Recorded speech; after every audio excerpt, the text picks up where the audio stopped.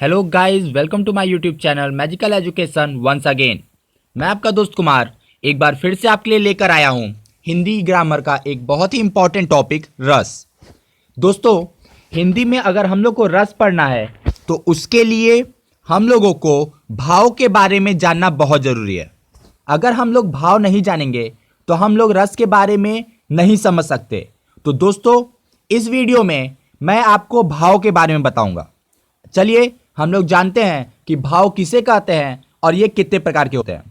इसके बाद आप इसी वीडियो के डिस्क्रिप्शन बॉक्स से हिंदी के जो रस होते हैं, रस कितने प्रकार के होते हैं, रस किसे कहते हैं, ये सारी चीज़ों को आप वहाँ से एक डिस्क्रिप्शन बॉक्स में मैंने लिंक दिया हुआ है, वहाँ से वीडियो लीजिए और आप उसको देख सकते हैं। तो फिलहाल इस वीडियो में आप भाव के बारे में सीखेंगे और अगले वीडियो में आप रस के बारे में सीख सकते हैं। तो चलिए फ्रेंड्स, स्टार्ट करते हैं। दोस्तों, किसी भी रस में भाव 4 प्रकार के होते हैं। जैसा कि आप यहां देख सकते हैं, मैंने लिखा है भाव 4 प्रकार के होते हैं। कौन कौन से? स्थायी भाव, विभाव, अनुभाव, व्यभिचारी भाव या संचारी भाव। तो ये 4 प्रकार हैं भाव के। तो चलिए फ्रेंड्स, हम लोग एक एक करके जानते हैं कि ये चारों क्या क्या होते हैं और इन्हें कैसे समझा जाता है। सबसे पहले है स्थायी भाव।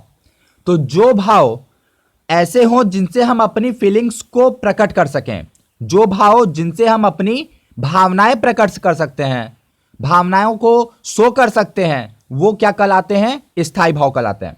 तो जो भाव जिनसे हम अपनी भावनाएं प्रकट कर सकते हैं वो भाव स्थायी भाव कहलाते हैं।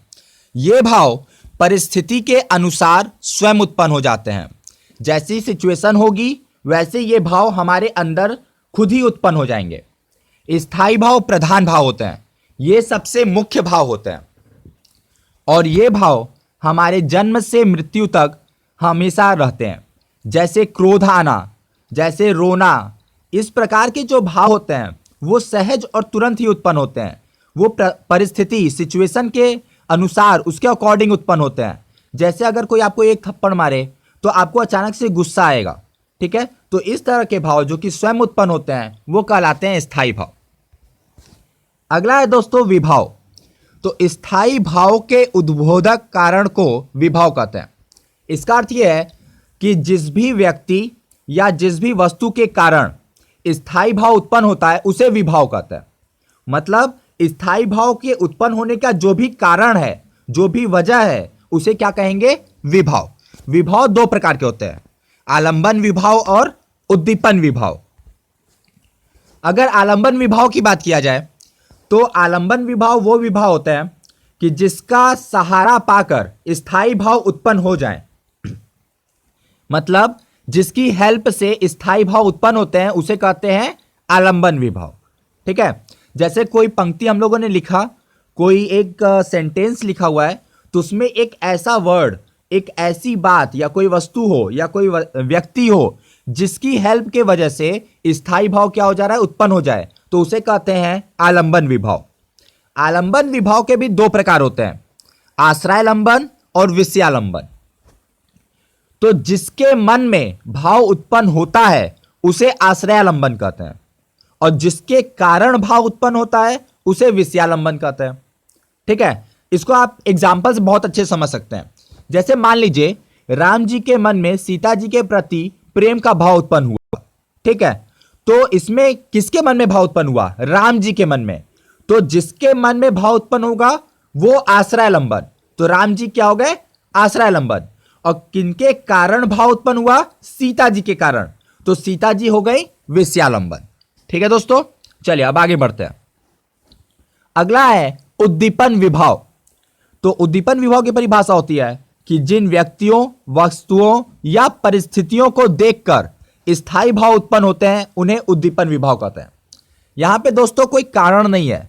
यहां पर जैसे कि किसी घटना का वर्णन किया जाए या कोई कवि अपनी कोई पंक्तियां लिख रहा है तो उसमें उसने जिन चीजों का वर्णन किया है उसके अनुसार उद्दीपन विभाव उत्पन्न होता है।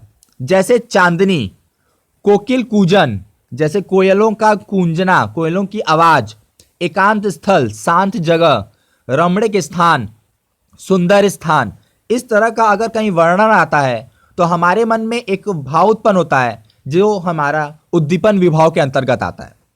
ठीक है दोस्तों, अगला है अनुभव। अनुभव की परिभाषा होती है कि मनोगत भाव को व्यक्त करने वाले शरीर विकार को अनुभव कहते हैं। अर्थात मन में आने वाले स्थायी भाव को हम शरीर से जिस प्रकार से प्रदर्शित करते हैं अनुभव कहते हैं। जैसे दोस्तों एग्जाम्पल से इसको बहुत अच्छे से समझा जा सकता है कि जैसे पहला एग्जाम्पल है आंसू बहना। जब हमें दुख होता है तो हमारा शरीर कैसे रिएक्ट करता है, हमारे आंखों से आंसू बहने लगते हैं। तो आंसू का बहना वो क्या है, अनुभव।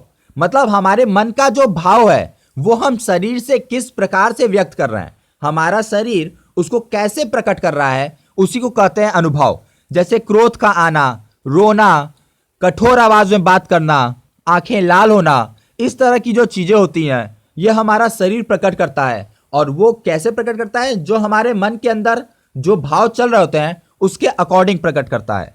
तो इसी को कहते हैं अनुभव। अनुभव भी दोस्तों दो प्रकार के होते हैं, इच्छित और अनिच्छित। इच्छित में कई प्रकार के अनुभव होते हैं, आंगिक, वाचिक, आहार्य और सात्विक। उसी प्रकार से अनिच्छित में भी कई प्रकार के अनुभव होते हैं, स्तंभ, स्वेद, रोमांच, स्वरभंग, वेपथु, विवणता, अश्रु और प्रलय। और अंतिम है दोस्तों संचारी या व्यभिचारी भाव। तो मन में संचरण करने वाले अर्थात आने जाने वाले, संचरण करना मतलब आना जाना, टहलना। तो मन में आने जाने वाले भाव, ऐसे भाव जो कि बहुत ही कम समय के लिए उत्पन्न हो और फिर खत्म हो जाए। तो मन में संचरण करने वाले अर्थात आने जाने वाले भावों को व्यभिचारी या संचारी भाव कहते हैं। ये भाव कुछ समय के लिए उत्पन्न होते हैं और फिर समाप्त हो जाते हैं। ऐसे भाव जो कि क्षणिक हो, बहुत ही थोड़े समय के लिए उत्पन्न हो और फिर समाप्त हो जाएं, ऐसे भावों को संचारी या व्यभिचारी भाव कहते हैं। दोस्तों ये 33 टाइप्स के होते हैं, 33 प्रकार के होते हैं, जो कि मैंने लिखा है, आप देख सकते हैं। निर्वेद, मोह, औत्सुक्य, मति, ग्लानि, स्मृति, निद्रा, व्याधि, उन्माद, अपरस्मार, वीड़ा, असूया, चापल्य, स्वप्न, मरण, श्रम, हर्ष, प्रबोध, त्रास, वितर्क, आलस, आवेग, अमर्ष, अवहितता, अवहितथा, दीनता, चिंता, गर्व, विषाद, उग्रता, धृति, शंका, मद, जड़ता। तो ये हो गए 33 प्रकार व्यभिचारी भाव के। तो दोस्तों आपने सभी भावों के बारे में जाना और भाव कितने प्रकार के होते हैं और उनके अंदर क्या क्या चीजें हैं, सारी चीजें आपने जाना। ये आपके बोर्ड्स एग्जाम और कॉम्पिटिटिव एग्जाम दोनों के पॉइंट ऑफ व्यू से बहुत इंपॉर्टेंट है। तो इनको याद कर लीजिए और इनको बहुत ही सरल भाषा में आप समझ भी सकते हैं।